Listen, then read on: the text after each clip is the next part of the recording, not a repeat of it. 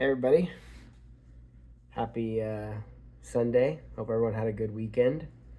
And if you like football, hope your teams won, unless they were.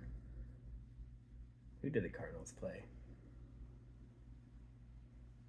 Oh no, I'm blanking on it. Which is weird. Cardinals played. Oh, I'm like losing my mind.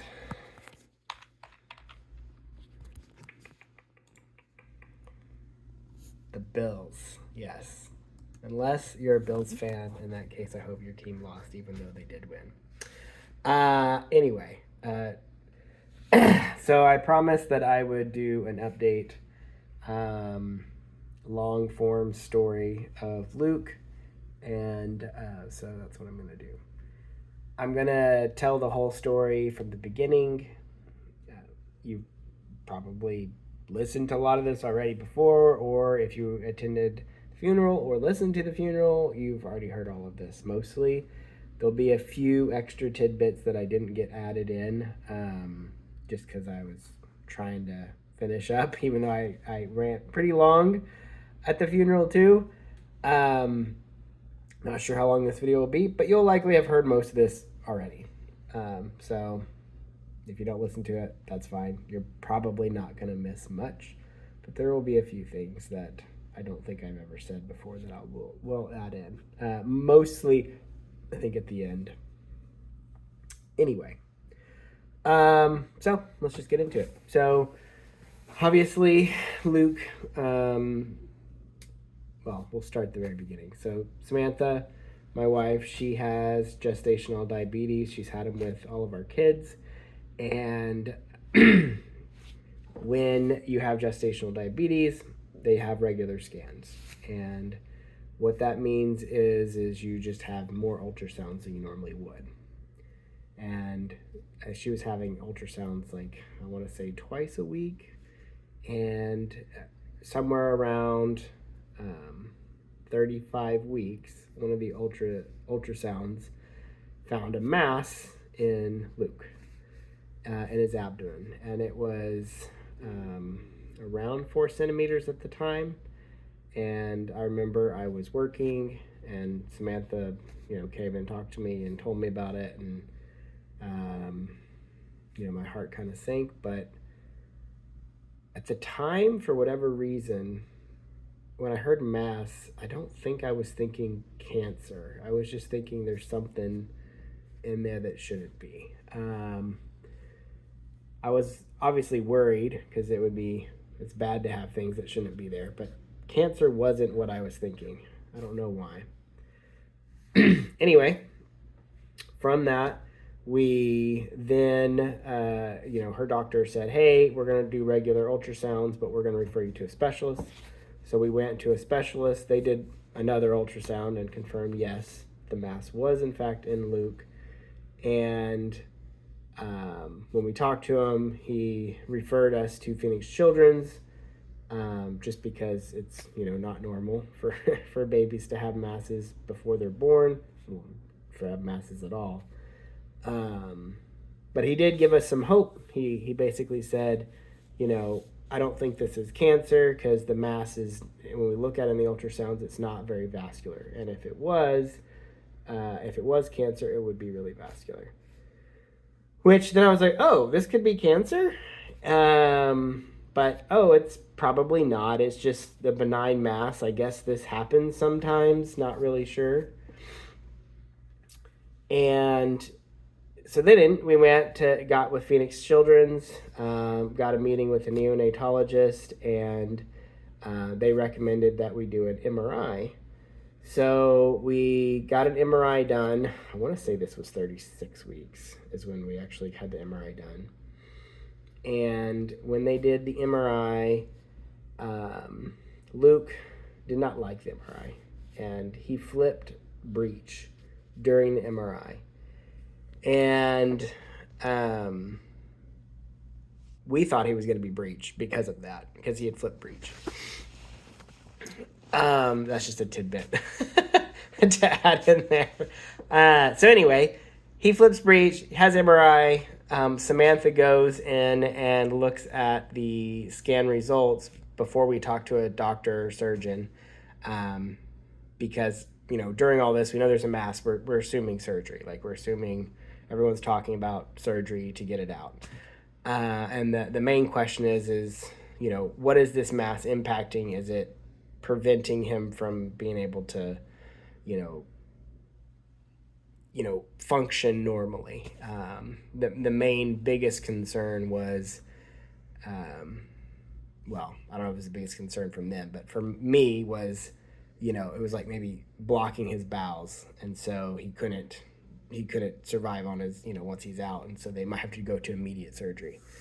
So we're thinking it's benign, but it's really a question of, will this be an immediate surgery that needs to happen, or is this something that maybe we have a little bit of time to diagnose and figure things out? Anyway, Samantha reads the results and hears it's neuroblastoma. Up until this point, we had assumed it was benign because it wasn't vascular and no one was saying cancer, really. No one was saying cancer. So then we see neuroblastoma, our hearts kind of sink. We're thinking, okay, this is cancer. But when we talk to the surgeons, they're like, hey, neuroblastoma never happens. It's super rare. But we have treated neuroblastomas here at Phoenix Children's, and we've had surgeons who've removed them, and we've been I think they said they've been 100% successful with all of their cases, which I think is only like 6 or 7. But they're very optimistic that they'd be able to treat it and get it out and all this. But they were saying, hey, like, this MRI is an MRI of a baby in utero. It's not the best. We can't officially diagnose it until he's born. And so we're like, okay, should we expedite the being born process? And up to this point, we've been tracking his mass every, twice a week. And it's basically growing a centimeter a week. So it's growing super fast. And I'm thinking we need to get him out because every week is another centimeter. And, it's 5 centimeters now, but give a few more weeks, goes full term at 6-7 centimeters. The chances of it being more of a problem are higher. But when we talk to the surgeons, they're like, well, it's whatever the gynecologist says. We're surgeons, we're not in charge of that. We'll defer to them. And then when we talk to her, she's like, well, we're not really worried about it either. We've had scenarios where things are in bellies and it, you can birth naturally and it's going to be okay. And we're like, what the heck is going on? Like, it's growing. It's not even about because we were worried, okay, he's got this big mass in his belly. Him going out the vaginal canal won't work. It'll be too big or whatever. And they're like, yeah, no, it'll be fine. So anyway, after talking about it, we're like, well, we want to get him out because we want to actually diagnose it for real and start treatment. Like, the sooner we do this, the better. And I was talking to Samantha, and I'm like, no one wants to make a decision. Let's make the decision ourselves and tell them this is what we're going to do. You tell us why we can't. And when we took that approach, we basically confirmed, hey, we want to do a C-section as soon as possible, get him out so we can start this treatment. And do you have a problem with that? And basically, I was like, well, yeah, no, there's no reason why we can't do it. He's close enough that it's not like a preemie or anything. So let's just go ahead and do it. So anyway, we had a C-section plan, 37 weeks. And that's kind of the big moment. Now, remember, the thing we were most concerned about, or at least the thing I was most concerned about, was him being born. The mass was directly impacting him in some way, mostly his bowels, so that he couldn't poop and he'd have to go to immediate surgery.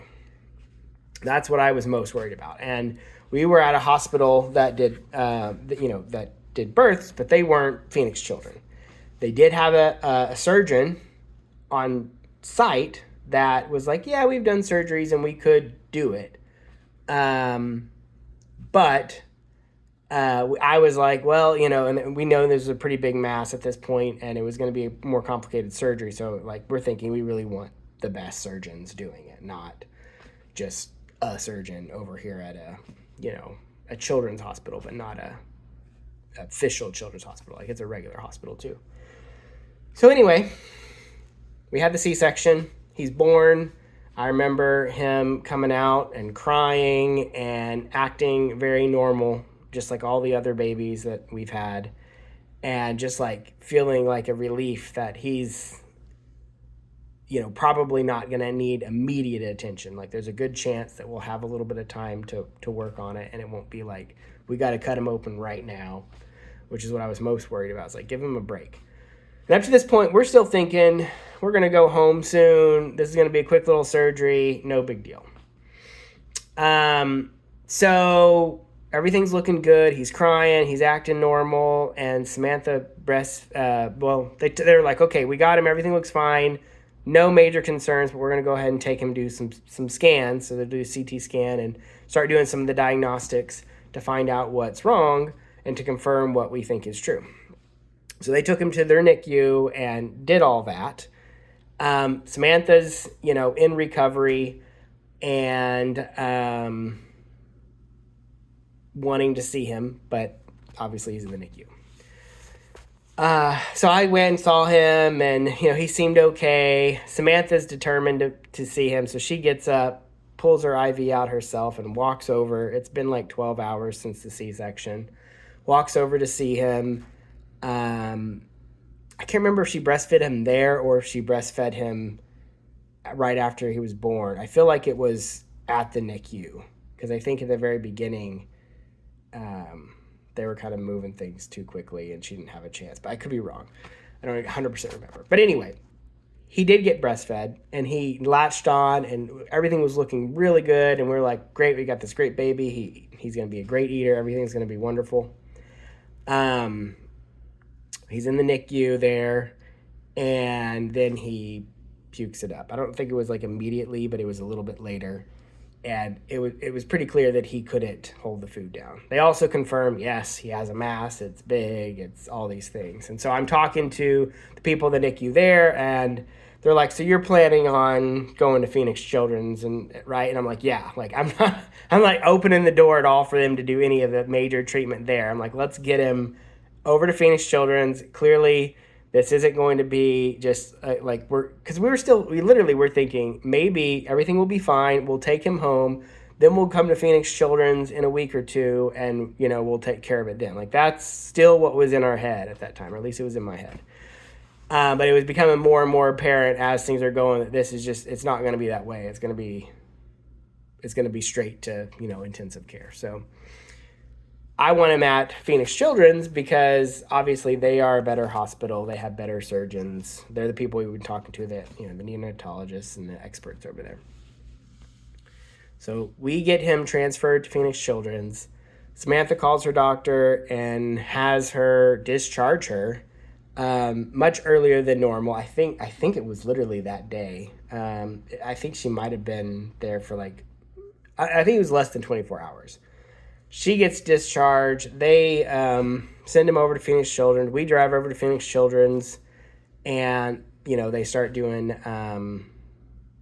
more stuff to They redo the scans. They talk about doing the biopsy, and just start working on him. And kind of that first week, everyone's thinking it's neuroblastoma. Some surgeons came in. They felt his belly, and they're like, "Oh yeah, this is definitely neuroblastoma." We do this all the time. We met with a surgeon. They're like, okay, so here's what it is. One thing they did tell us, though, is this is a really large mass in a really scary part, and it'd be a very high-risk surgery. So while we could do it, we don't want to do it unless it's life-threatening. And right now, he's stable enough. And that's when we started talking to oncologists, and that's when they're like, okay, we might need to do chemo.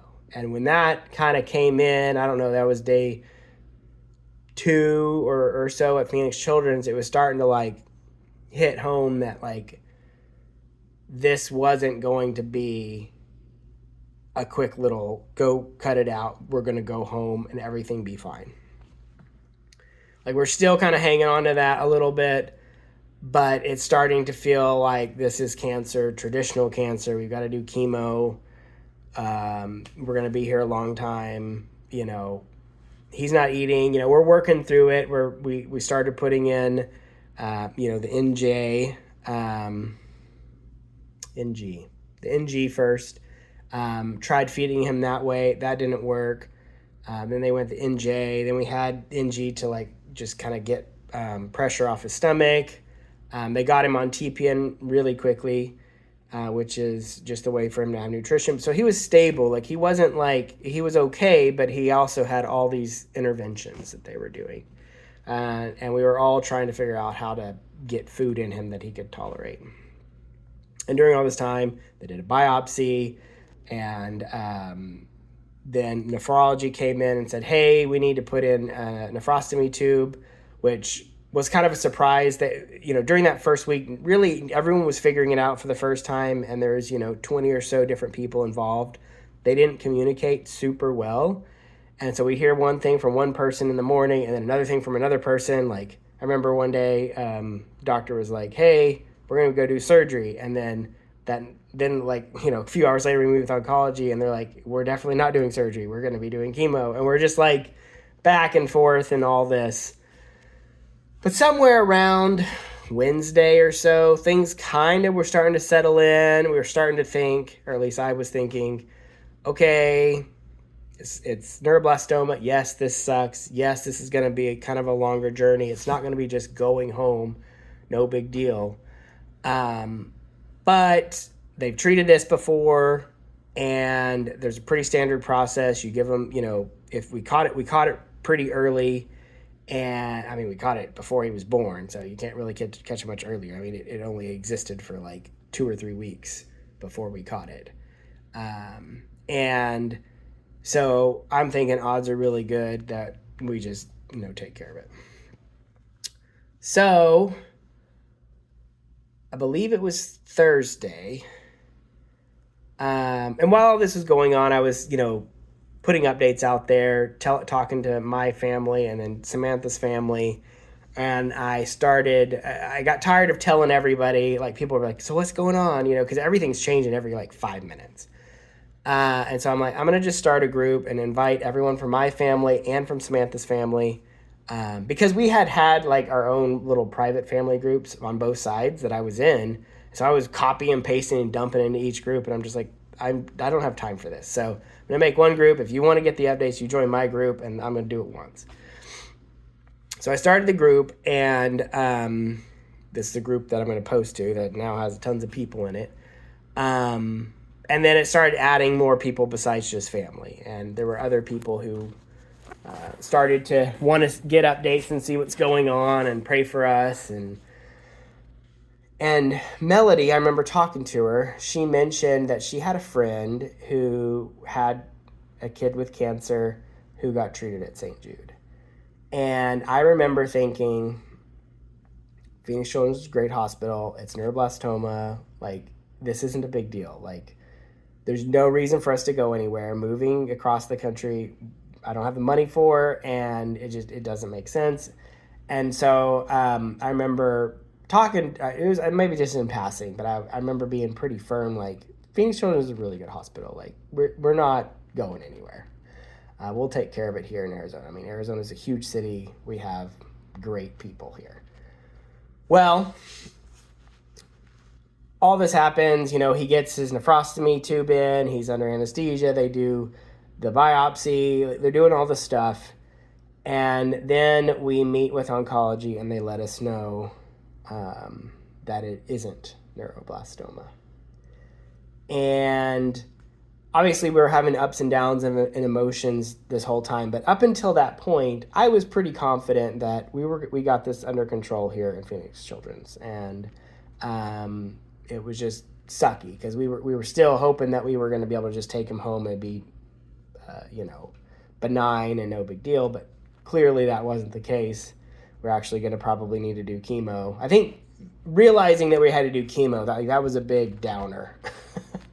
I was I finally gave up on just like, this is going to be fine. It'll be quick surgery. We'll be home in a few weeks. And then it's like, okay, chemo's like three to 6 rounds, and each round's a month long. Like this is going to be a long process. But I still felt confident that we were caught it early. Everything was fine. Then they tell us it's not neuroblastoma and it's a sarcoma instead. But our oncologist was a specialist in neuroblastoma and sarcomas. So I felt still good that we knew what we were doing as far as treating it goes. And I remember I was sitting in the room with, the oncologists and, several doctors. And I was like, and I had been doing some research, different things. And I was like, hey, do we need to be going to like a specialist cancer research hospital? And they basically said, no, you don't need to leave. Like, we can treat this just like anywhere else, This doesn't happen. Really, no one knows what they're doing here.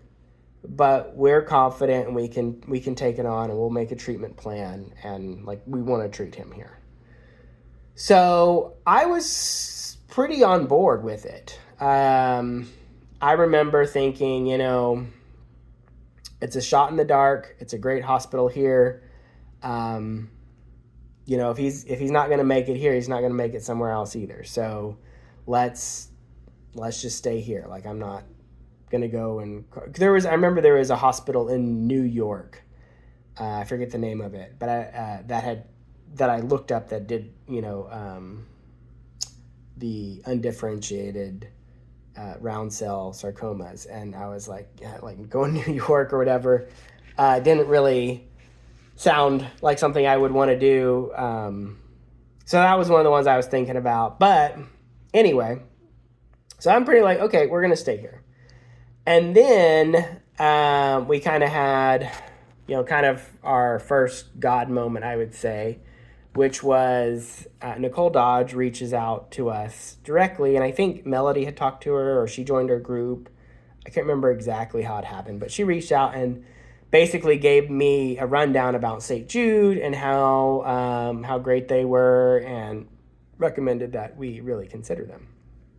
And I'm still like, I think I literally wrote a message. I reread it and was like, thanks, but no thanks. I'm sure St. Jude is great. We're at a tier 4 hospital. It's just the same. Like, it's going to be the same thing.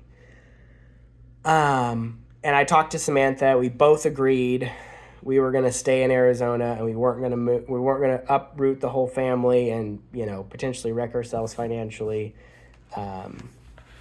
All for probably not even better care is kind of where we were thinking. But Nicole sent us doctor's information, which is Dr. Gartrell, and or sent it to Samantha. I can't remember who she sent it to. I think she sent it to both, but maybe it was just Samantha. But anyway, kind of independent of me, Samantha decided to call anyway. And I think in her head it was primarily just as a second opinion. Like, hey, we want to have some other ideas before we start treatment here.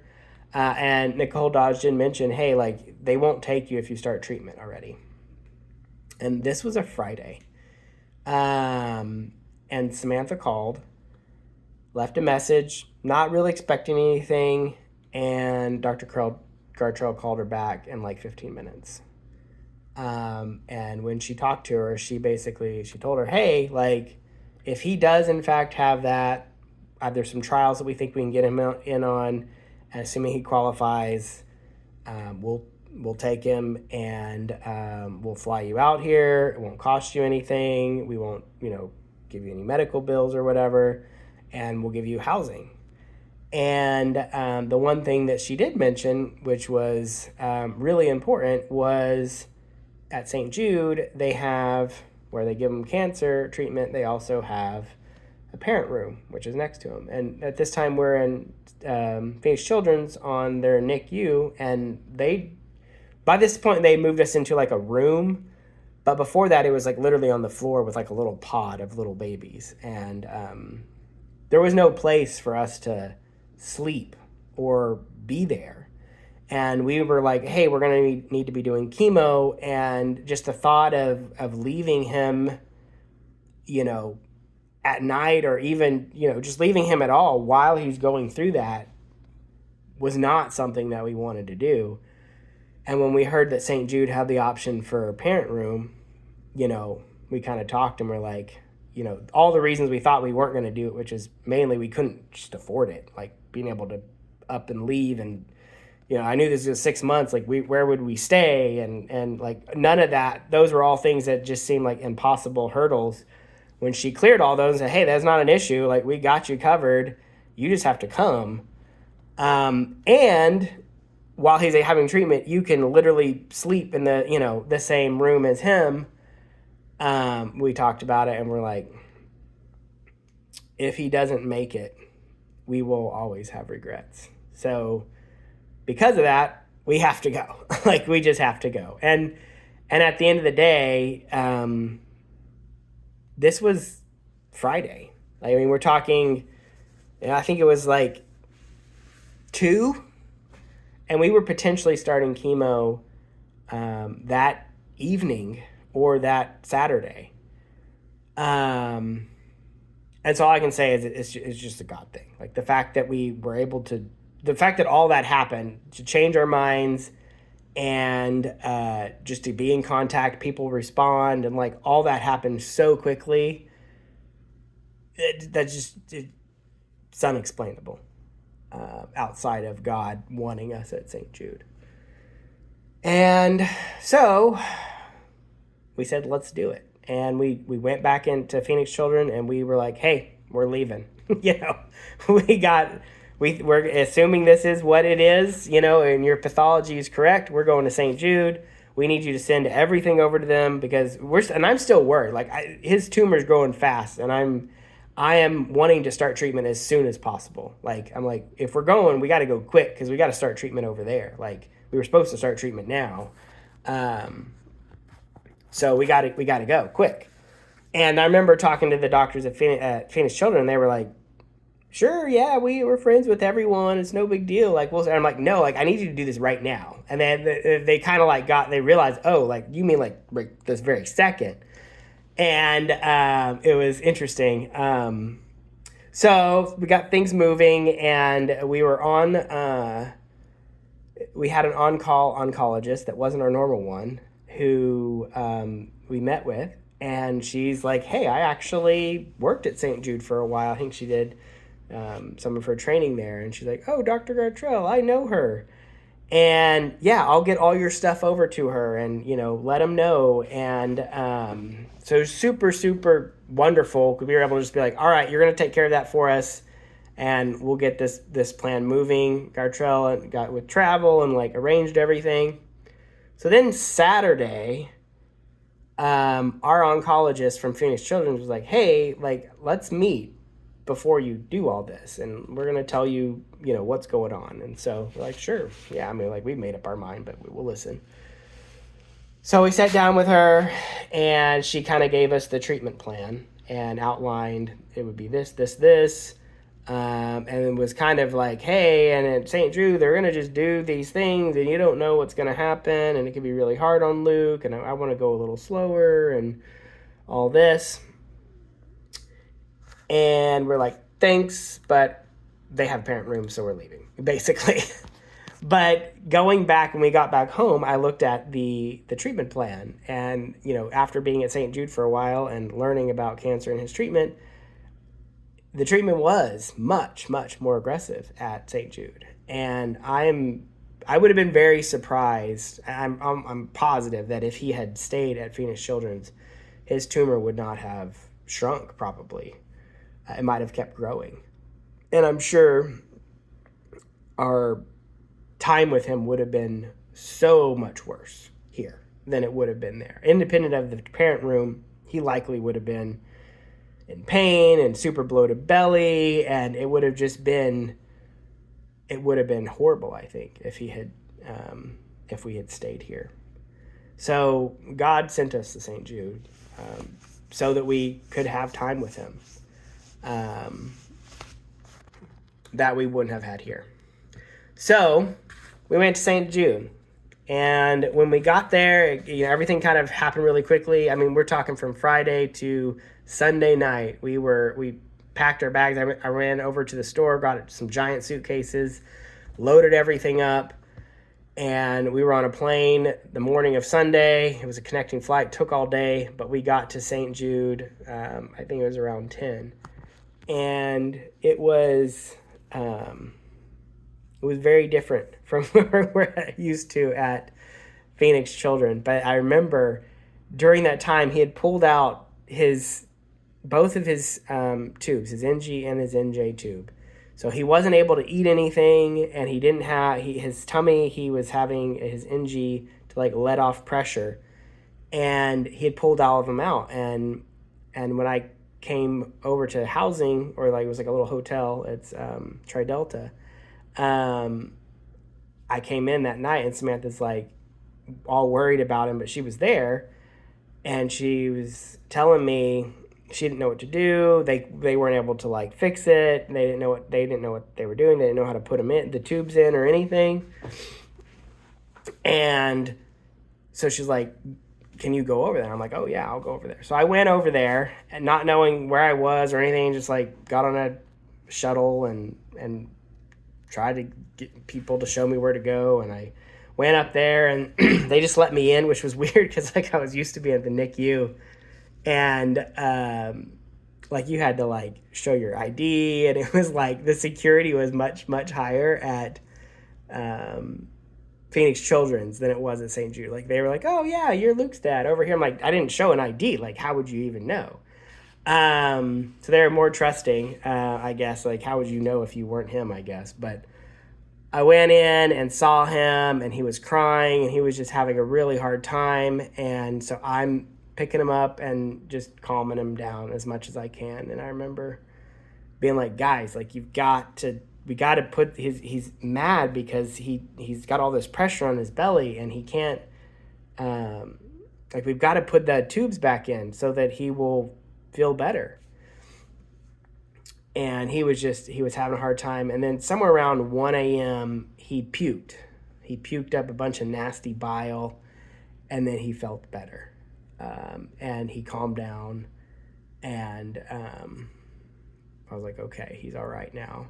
And I'm like, you guys need to figure this out though. Like we can't wait any longer. So they got someone over from, why am I blanking on it? But the PICU floor, they came and looked at him. I don't think they actually put in any tubes that night, but I was pushing for it. Anyway, because he puked, he was okay. He calmed down. He wasn't just crying uncontrollably.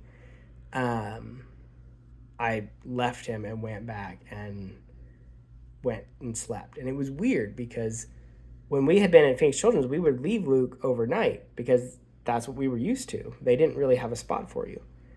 And so we're used to not being there at night. And so I left. And the nurses, the thing is, over there, they're not used to having babies. They're definitely not newborns. They're definitely not like ICU type care. And so after that, the next day, we came back. I can't remember if it was the next day or the day after, but basically after a little bit, they were like, "Hey, we really need a parent here like all the time." And they said it was for, like medical reasons. Like if something goes wrong, we need someone to be able to make a decision. But up to that point, I was like, I'm kind of like this mindset of like, we don't have to stay every night unless we want to. And granted, I'm exhausted. I just traveled all night and hadn't really settled in. Like I didn't even know where things were. The kids were losing their mind. Like it was kind of crazy. But after that, I remember being like, I need to be there because like they need to be told what's what because they don't know what's going on. And they are just getting transferred from Phoenix Children's. Phoenix Children had told them stuff about cancer, but they hadn't told them all the other stuff. Like they didn't know really much about the nephrostomy tube and like all this stuff. So I don't know if it was the next day or the day after, I like basically moved into the room. And after that, I basically stayed all the nights. from then till, well, almost the whole time we were there, but actually, yeah, just about. But I got really into telling people what's what and got to know him really well. And basically, it was just a battle to get him to eat. And so, we would take one step forward, two steps back. And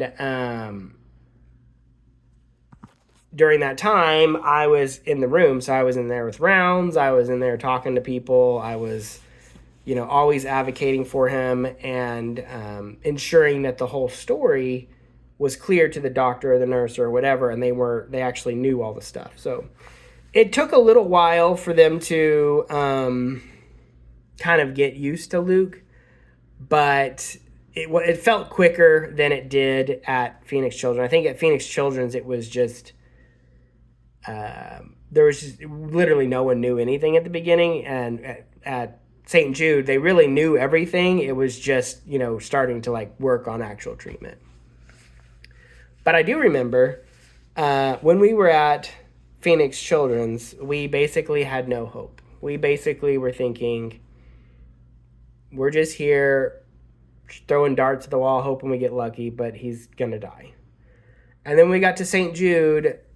We're seeing cancer stories of people getting their cancer cured. We're seeing just the way that they talk about things. Everything is all like, this is just like, we got this. We don't care how rare it is. We're going to do it. And so we were able to mentally be present and not be in that sadness moment. And so that's why God wanted us there. He wanted us to have the best 4 months we could have with Luke. And if we had been here, we absolutely would have had the worst 4 months. Even if he probably wouldn't have even had 4 months.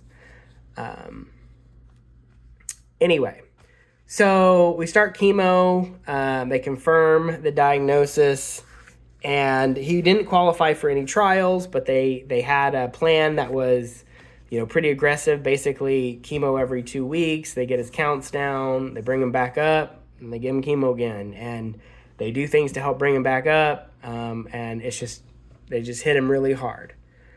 And so we're on board, and I think it was, I don't know if it was after the first chemo or the second chemo, when his counts went down, he spiked a fever. I think it was the second, because he was really close to a month old.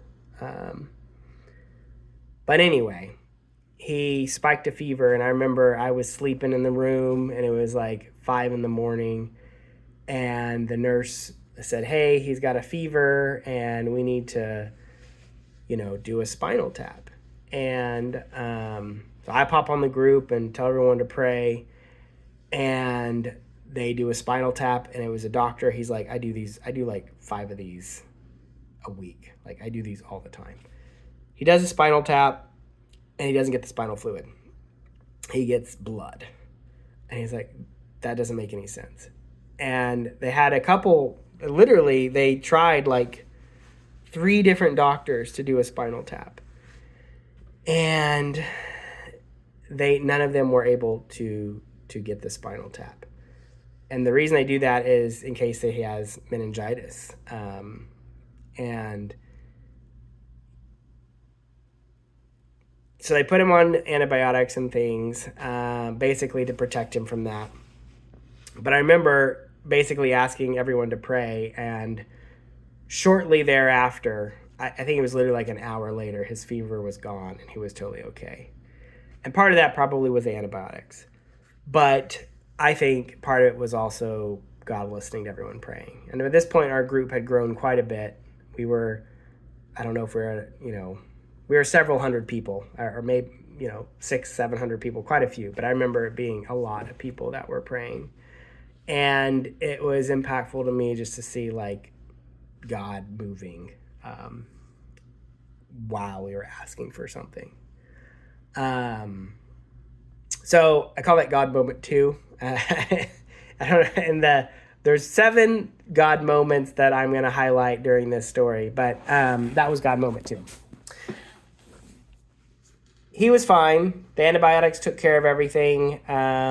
He didn't have meningitis, as far as we know. We never did get a good spinal fluid. But what they did find afterwards, and I remember talking to this doctor, he's like, I do these all the time. Like, this makes no sense. And I'm like, well, this is Luke. Nothing about him makes sense. And he's like, there aren't blood vessels there. Like, why am I getting blood? They did scans and found that there were blood vessels there, and that basically his body had grown some extra blood vessels because of the tumor, that made it much harder for him to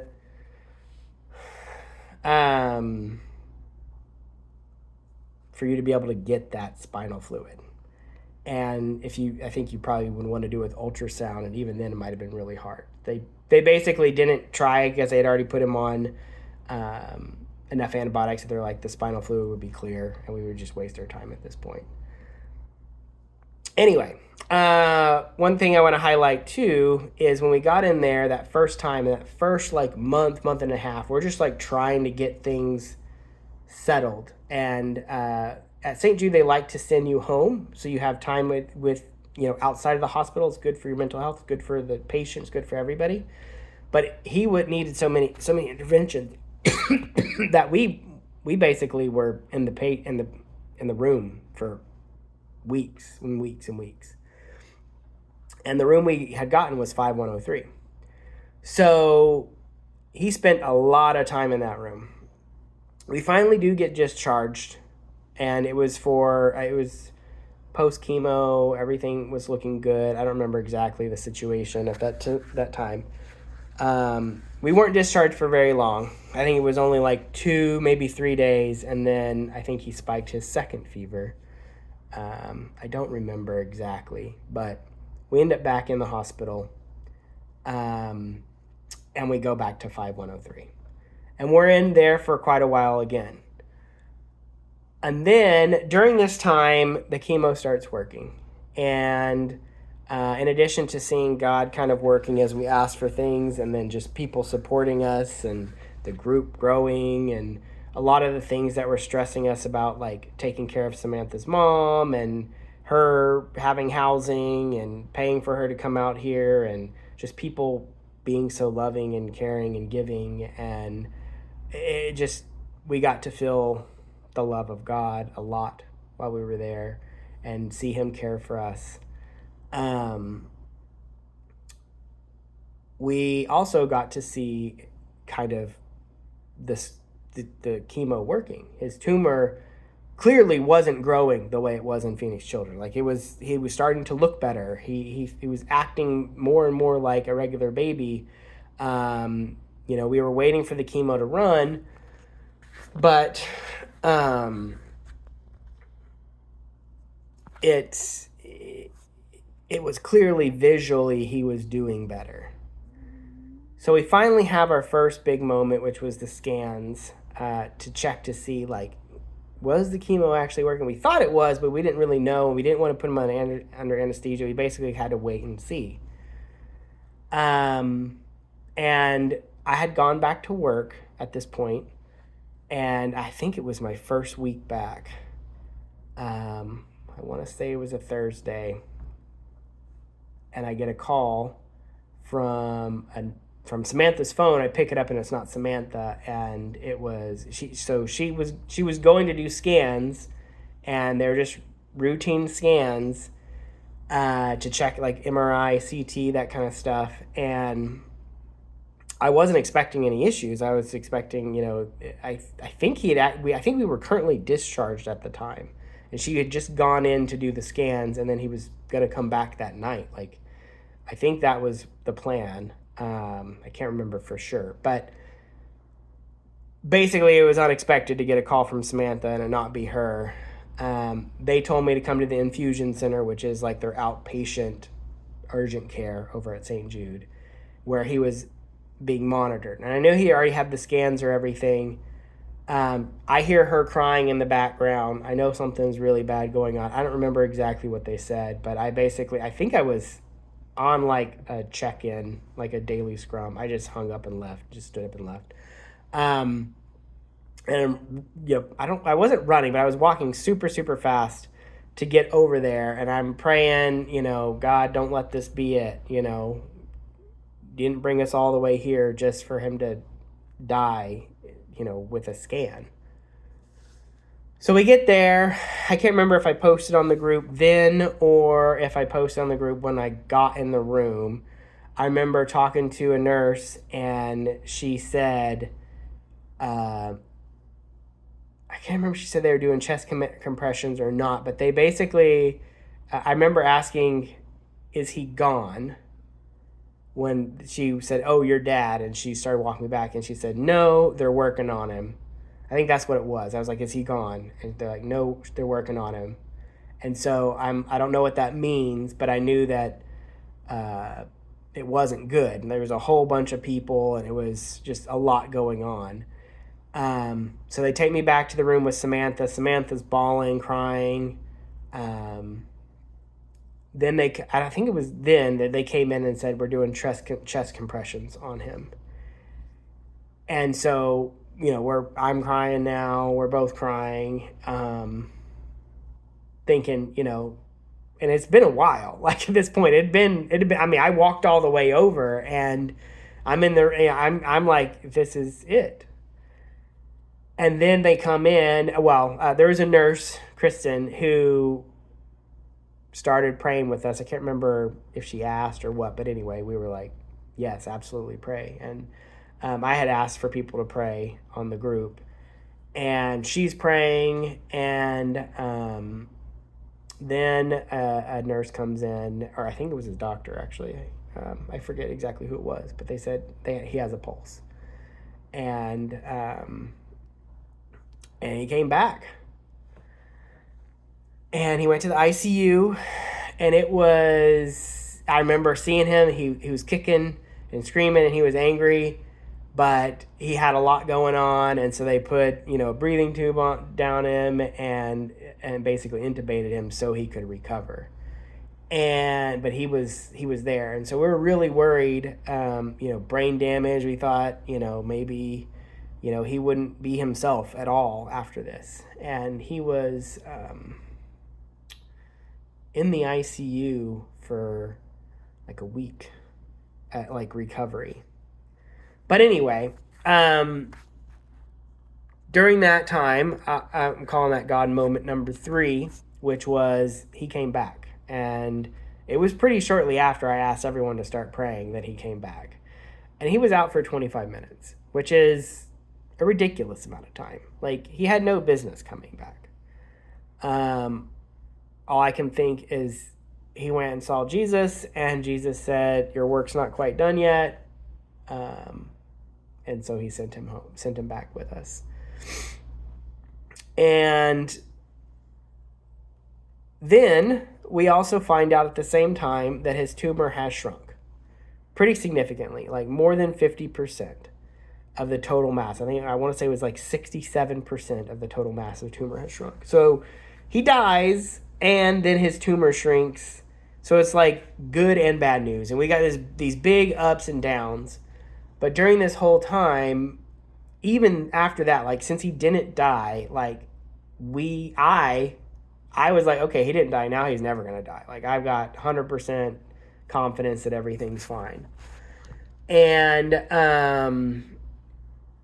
we got to just be in the moment and love him hard. And it was pretty awesome considering the situation that we were able to actually be there. And I remember people were like coming and talking to me like, hey, how are you doing? I'm like, he's fine. Like he's okay right now. Like, why would I not be fine? So he recovers in the ICU. We put him on Keppra. We start, they did checking his brain and all these things, and he just seems okay. And I remember the doctor, Gartrell, being like, there's all this stuff going on, but we just look at him, and he's like, I just say, look at him. Like, he's doing great. He looks good. He's acting like a baby. So let's continue the plan. And so like the big next move after that is going to be surgery. And so we've been waiting for surgery ever since Phoenix Children. Like, that's been the thing we've literally been thinking about and waiting for since he's born, literally before he's born. So that's the big moment we've been working toward this whole time. Well, he's in ICU, and because all this, they do some scans on his brain, and they notice, they think he had a stroke, and they saw some spots in his brain that they thought was from that event. They figured, well, okay, because this has happened, he has some stroke spots, we got to monitor it, all this stuff. Well, some time goes by, we get ready to have his surgery, and the plan is, okay, let's do new scans. They do new scans, his tumor shrunk even more, but they look at it, they did an MRI, like literally he was supposed to have surgery like the next day, and everything was planned to go, but they did an MRI just to double check because of the fact he had issues with his brain from the coding event, and then they notice what they think are new blood clots. They're just little dots, and they're like, we think they're blood clots, but we need to put them on blood thinners, and so we should hold the surgery. So during this whole time, like we've been working so hard for him to gain weight and be able to eat and like be like a normal baby, and he's doing better than he's ever done. Like he's eating. At this point, we had pulled him off the intestine feeds. He was just on stomach feeds. He was getting his full feeds, and he was just doing really well. He was getting happy. Everything.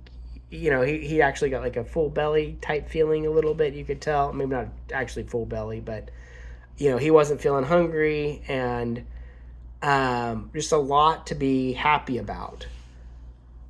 So when they decided, they were like, hey, we've got these concerns. The whole point of that was he had gained weight. And from gaining weight, there was a higher dose chemo that his doctor wanted him to be on, and he couldn't be on it because he was too small. But he gained enough weight to actually be on it. Because of the blood thinners and everything, they decided to postpone surgery, and then like, okay, well, we'll give him the higher dose chemo because he's now. We basically didn't want to wait holding chemo at all. We'll go for it. And it being the higher dose chemo that he'd been waiting for, or his doctor been trying to get him to have. And that one was pretty rough. That was a pretty rough chemo. But it did actually shrink the tumor another like 50%. And this was kind of that. This was like the pre-check. We saw the clots in his brain. We thought we'd get taken care of with thinners. It was that 2 weeks right before kind of everything went down. And we're still like hopeful and happy, and everyone. I mean, I was thinking everything was going to be fine. So then we're just waiting for the surgery. I'm mostly worried at this point about the surgery itself, because I still know it's going to be a complicated surgery, and I'm worried they're going to make a mistake and he's going to die on the surgery table. Like, that's what I'm worried about, not his cancer at this point. I'm like, he's been through everything. The tumor shrinking. Like, he's a tough cookie. And so then we have surgery planned for, I want to say it's the 15th or 16th. We didn't have an official date, but they wanted to do one more set of scans before. And that's when they find out that these aren't blood clots. These are tumors. And there's a whole bunch of them, not just one. Like, there's more than 10. And our doctor at that point was like, hey, we don't think, we think that this is probably tumors. These aren't blood clots. He's probably not going to make it. We can try this other chemo, or we could just send you home. to Arizona and we'll fly you out and everything. And I remember thinking, like, I don't want to go home. Like, home didn't feel like home anymore. At this point, we've been at St. Jude for a long time now. And for Luke in particular, St. Jude was home, not here. And just like the thought of being here was actually pretty terrifying.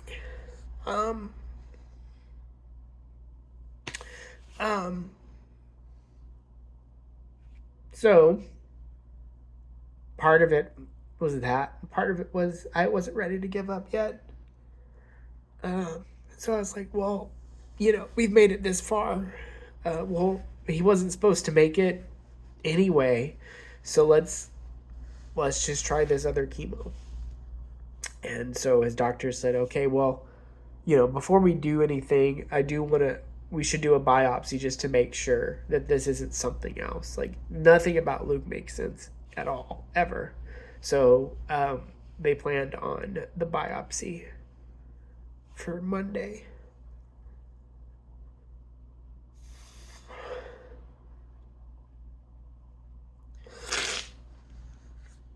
Sorry. So I remember that being maybe the first time since I'd been at St. Jude that I started to actually lose hope that it was going to just be okay. Because even like when he coded, he came back. I mean, that was for like literally like 10 minutes, 20 minutes, and then he was back. So that, like, for that 10 minutes, I wasn't sure. But otherwise, I had hope. And that was such a gift to be able to be in the right mindset while we had him.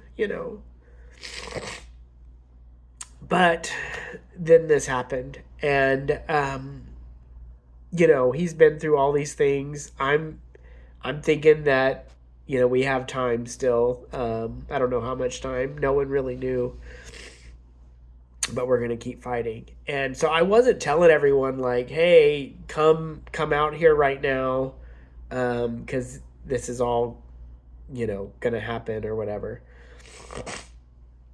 But everyone just showed up. Samantha's brothers came, her dad came, my sisters came, all my support people.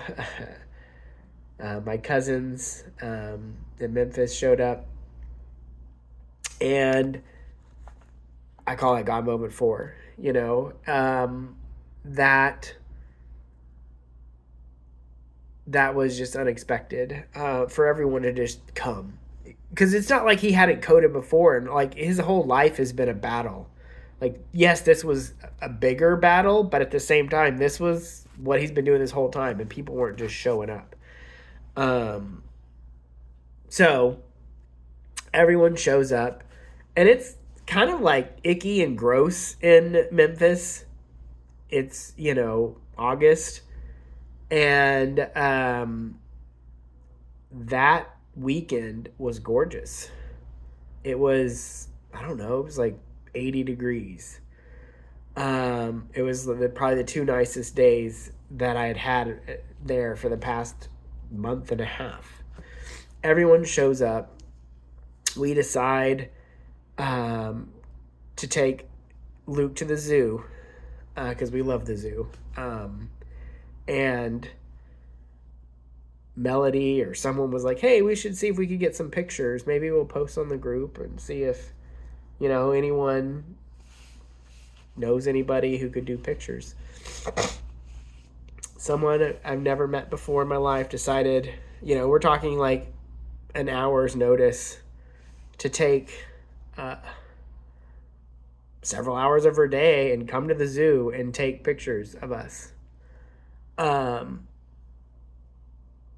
Which, is just a God thing, because we got to have family pictures, which is something we hadn't been able to do really ever. Because it was too hard to get everyone together and everything. We're always battling.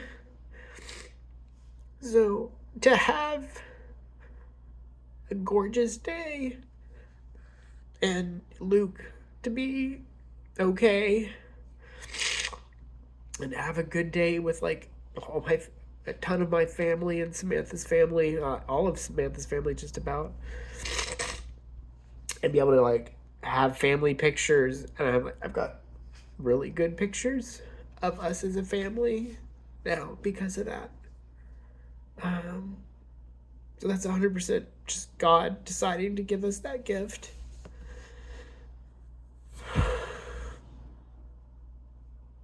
And then the next day was Sunday. And we kind of did it again.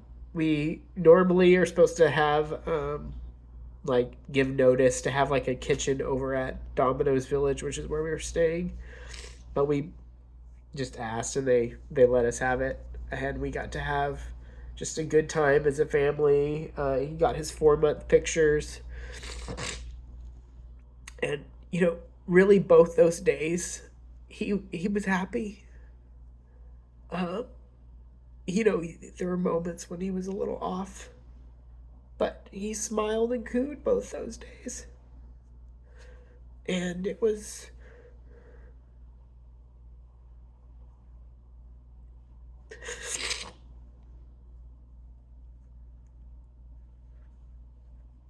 even though it was really hard, because we knew that it was not good. I still had hope that, maybe it wasn't the cancer, or maybe it was, and then this new chemo that we did would work. I mean, literally no one had ever tried it before. So, like, who's to say it wouldn't have worked great, right? No one really knew. Um, so we had a great weekend. And then Monday, uh, we took him to Le Bonheur, and he had his brain biopsy. And I remember going to Le Bonheur and was just like, this isn't St. Jude. Like, their doctors and surgeons are good, but it's not St. Jude, right? And they told us that, and we knew, and we were okay with it, obviously. But when he was post-op surgery, and they're doing their vitals, I remember, after he had a CT scan in the morning, everything looked fine. They did his biopsy, and then post that, everything seemed okay. We came in the room, he's in post-op and things are looking okay. I talked to the surgeon, and he's like, yeah, we'll do a CT scan tonight, and if everything looks good, we can get you probably back to St. Jude. But then his vitals started acting weird, and his blood pressure just started going up. And Luke has always had issues with blood pressure just acting weird. They're hard to get, and sometimes they'd be high, sometimes they'd be low. He was on blood pressure medication, things like that. But when it happened this time, I just got a feeling that this time it was different, and it kept going up. And so then his doctor said, hey, we want to do another scan, a CT scan, just to check on him to make sure everything's okay. And I was like, sure, yeah, I'll go do the scan. And after he did the scan and he's in his room, I then see Dr. Gartrell there. And when I saw her, I knew she wasn't supposed to be there. And so the only reason she would be there is if something really bad was happening. And I could see from his vitals that things weren't normal. And it's funny, after spending so much time with him, you get pretty in tune with his vitals, and you kind of know stuff. And it's, Samantha talks about having like a sixth sense, and I didn't have the same one as her, but I had a pretty good feeling of things, and to be like, okay, this is what he needs. And I was almost always right too, just because you just get to know him. I mean, I spent the night with him almost every single night. And, during the time I was off, I was with him most of the time. Once I was back at work, it was, we were on and off. But one thing that I can say, being able to be at St. Jude was we got to spend so much more time with him than we would have had otherwise. And I'm so grateful for that. So grateful to Dr. Gartrell for taking us out and saving his life the first time and giving us extra time with him. Even though it didn't work out in the end. I'll always be grateful to St. Jude. Because I'm sure that if we hadn't done that, it would have been a different story. And even if it had been the same story, it would have been a different story. Because we got to be all together as a family there in walking distance of his room. Whereas even here, it was an hour drive, to Phoenix Children's. Anyway, I'll continue on. So that all happens, and we kind of have this realization that this is it. And the doctor pulls us out of the room, and the surgeon does, and he says,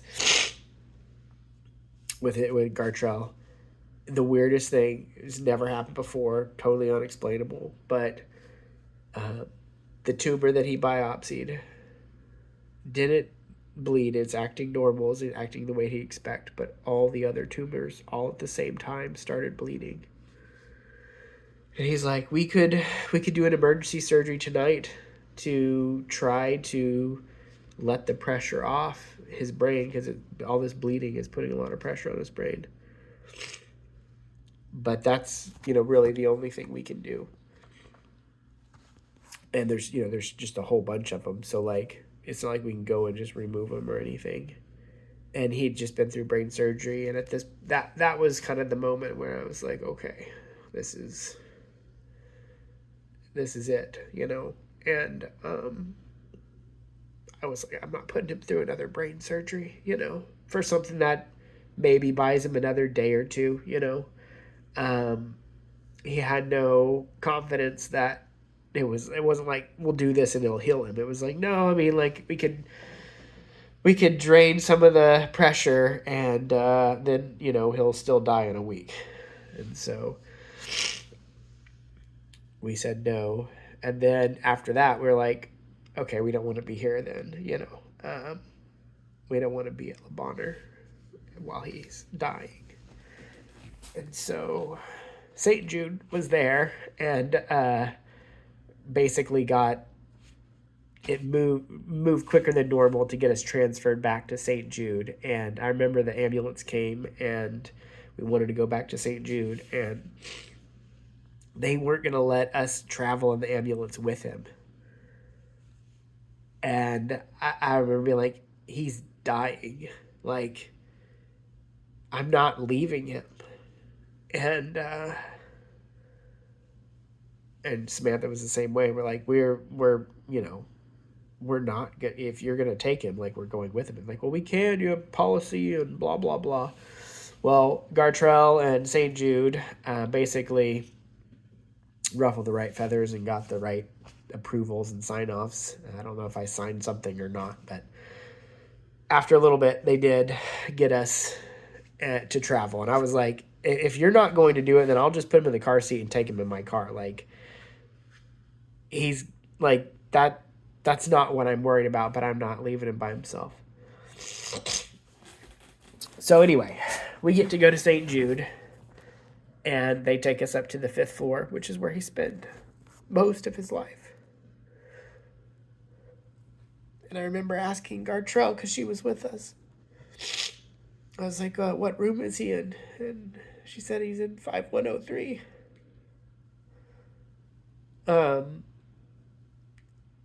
And I was like,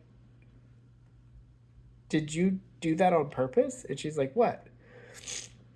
I'm like, he spent almost his entire life in 5103. And she's like, well, I didn't do it for that reason. Um, but that had to have been another God thing, because St. Jude treats literally like thousands of patients, and they don't have a lot of inpatient beds. Like total in the building, I think there's like 60 or 80 total rooms where they can actually take somebody.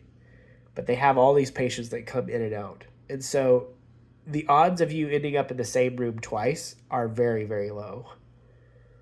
The fact that we ended up in the same room twice early on was really low.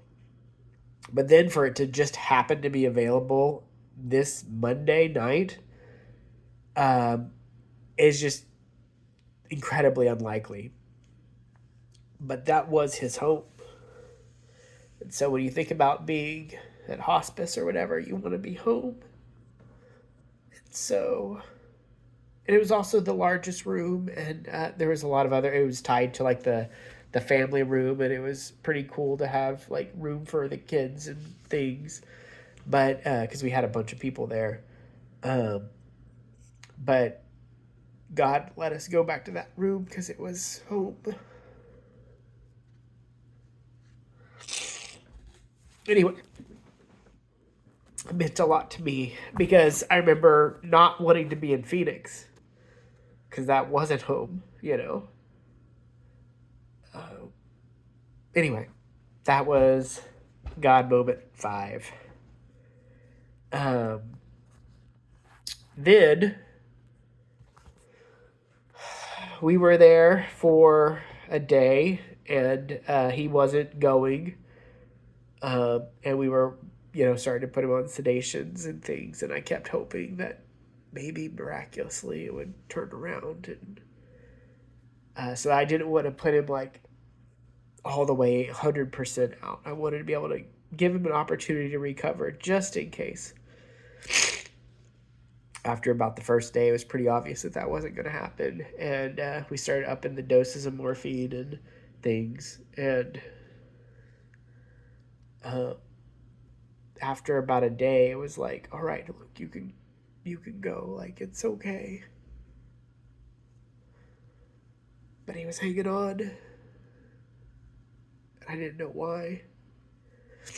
My dad, he hadn't come out and seen him yet, and he lives out in Arkansas, and unbeknownst to me, he decided to come.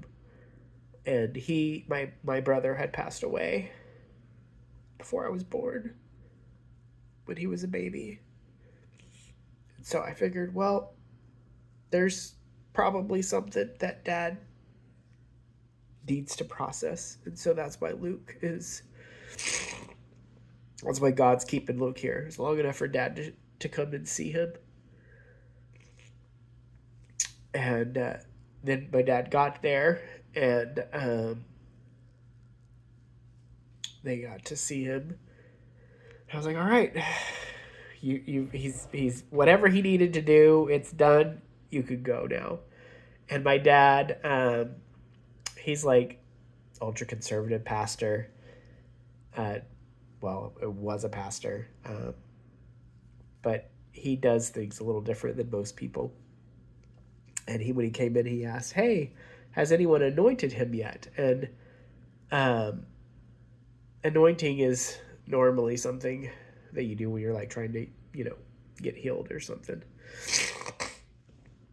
And I was like, in my head, like, he's about to die. Like, why are we doing things like he's could die any second here? He's literally at that point had been, because he would stop breathing and I would count.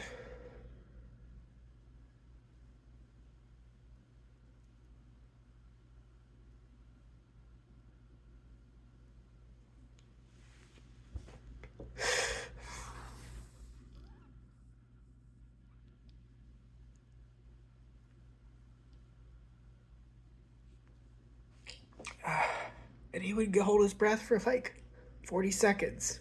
And I'd be like, okay, this is it. That was his last breath. And then he'd breathe again. And like, what the heck? Like, how long can you hold your breath? I mean, he's barely doing anything. Anyway, that's about where he is. And so my dad's like, hey, has anyone anointed him? And I'm just like, whatever. I don't even care. When they decide to do it, I'll be like, no, or whatever. Well, um, I've been laying on the bed for hours with him, and I really needed to pee. So I was like, all right, I got to get up. And so I got up. I'm like, I'll be right back. I got to pee really quick. And so I went to use the restroom. And when I come back, Samantha had asked to change him because during this time he had all this pressure and his nephrostomy tube was leaking, and so he was dirty. And nephrostomy tube, for those of you who don't know, is basically a tube into your kidney, and so when it was leaking, it was urine coming out of the side. And so Samantha asked to change him, and I remember I've been opposed to it. I'm like, he's almost gone. We could just clean him up afterwards. But he didn't. Anyway, whatever. Samantha said, hey, let's change him. And she called Miss Addie to change him. And Miss Addie came in with bath water. And they gave him a bath and changed him, which is all things that we were not planning on doing. Like, even Samantha was not planning on changing him and giving him a bath. It was just like, let's just change him. But he got completely clean and fresh, all freshened up. And then the oil shows up. And Dad's like, okay, let me pray over him and anoint him. And at this point, I'm just like, we've just done all this, whatever. Let's do the oil. And I'm like, I'm really thinking, like, don't dump all the oil on him. Like, we just cleaned him up. And Dad just puts just a little bit on his forehead. And I remember being like, okay, that's fine. It was just a little bit. We can wipe that off. And as soon as he did that, he took his last breath and he left. He was gone. Like, literally the second that he got anointed.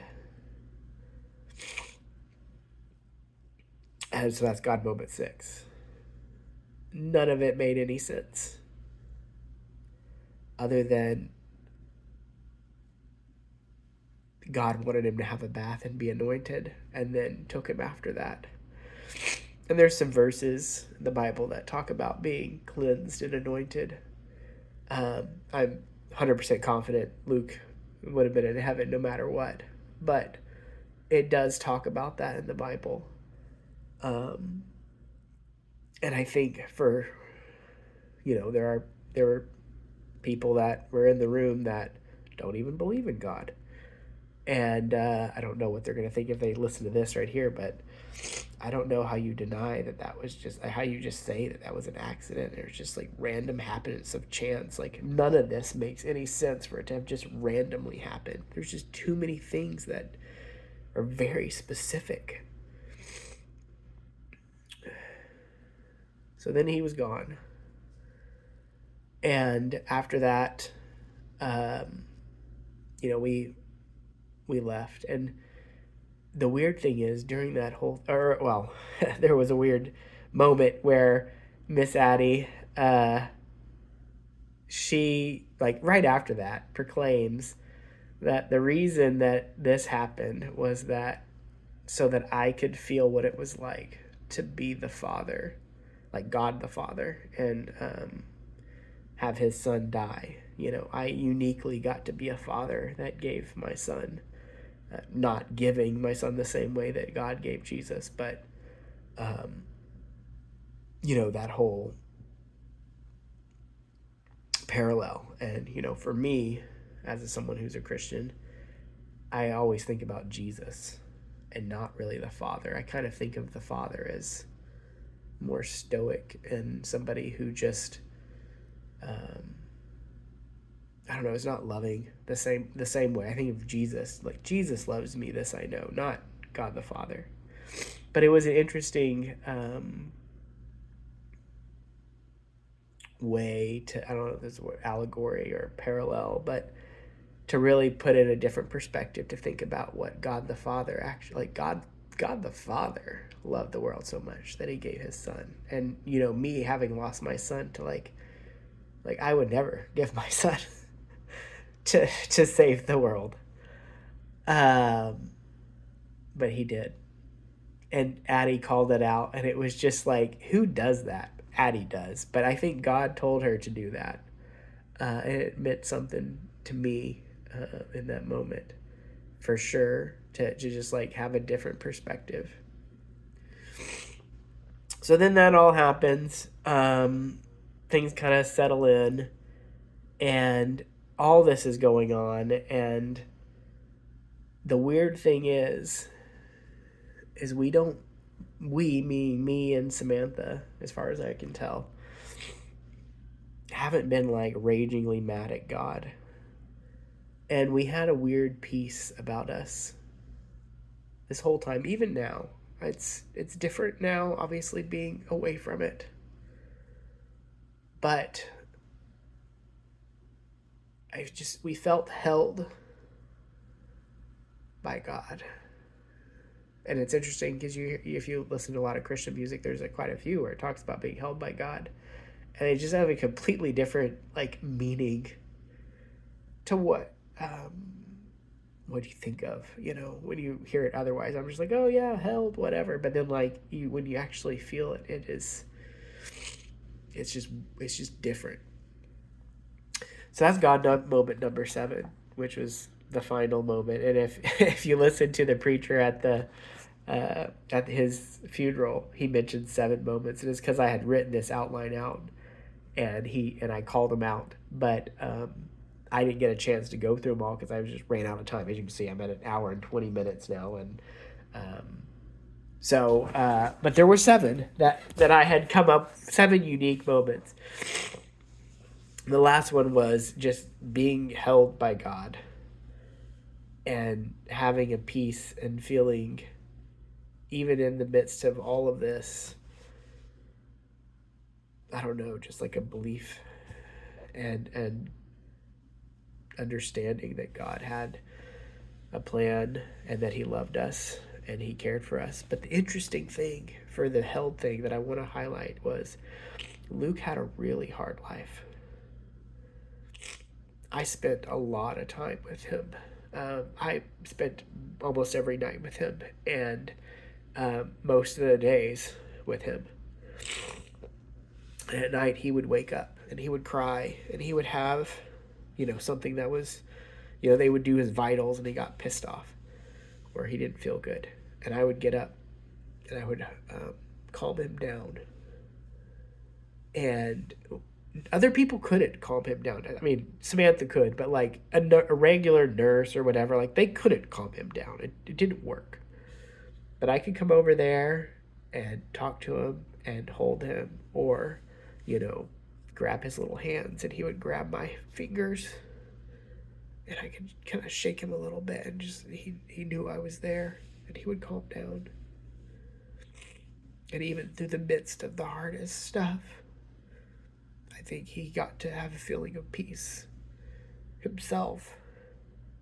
And I think that was, for me, having what I think God did that for me as well after this. It was like a little bit of a parallel of God's love and his peace of holding me is kind of how I think Luke made it through what he did. And it's interesting, even in the most intense pain and the most horrible stuff,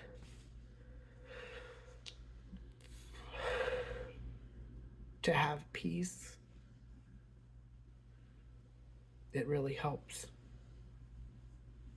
And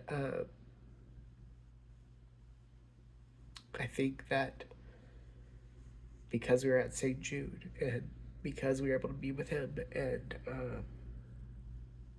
even though he went through a lot, I think he had moments of joy himself. You know, he did. He smiled. He cooed. He was happy. He laughed. Most babies don't even laugh. I mean, some babies, you can laugh at that young, but it's not super common for a 4-month-old to laugh when they're getting chemo. Um, so he was able to still feel intense love.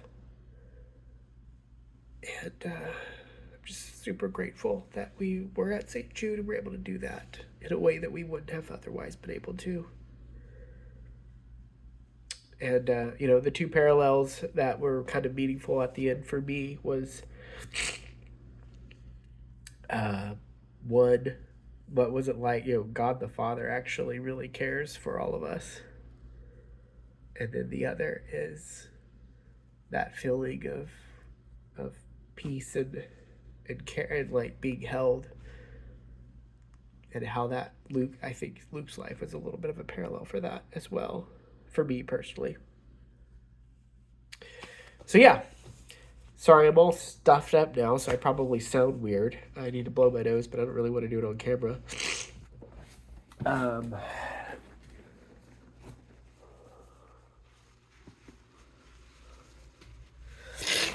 I guess you guys see a little bit of nastiness. If you made it this far, it's a long video. I was talking to Samantha before this, and I was like, I could probably do it in like 30 minutes. And she's like, you did like 45 minutes on the funeral. And I was like, what are you talking about? I was like 10 minutes. She's like, no, you didn't. She measured it. And I'm like, oh, okay, it'll probably be an hour. Well, it's an hour and 30. Anyway, if you made it this far. The first like 40 or first hour, I wasn't very emotional, so it seemed pretty normal. Then the second half, you got to see a little bit more. Anyway, I want to say, thank you to all of you. Part of that being held feeling is from all of you. The caring and the love and the just knowing the people that care about us has meant a lot. And obviously now I've got my own cancer journey. We'll see how that ends. Hopefully ends here shortly and it'll be done and no big deal. That's my plan. But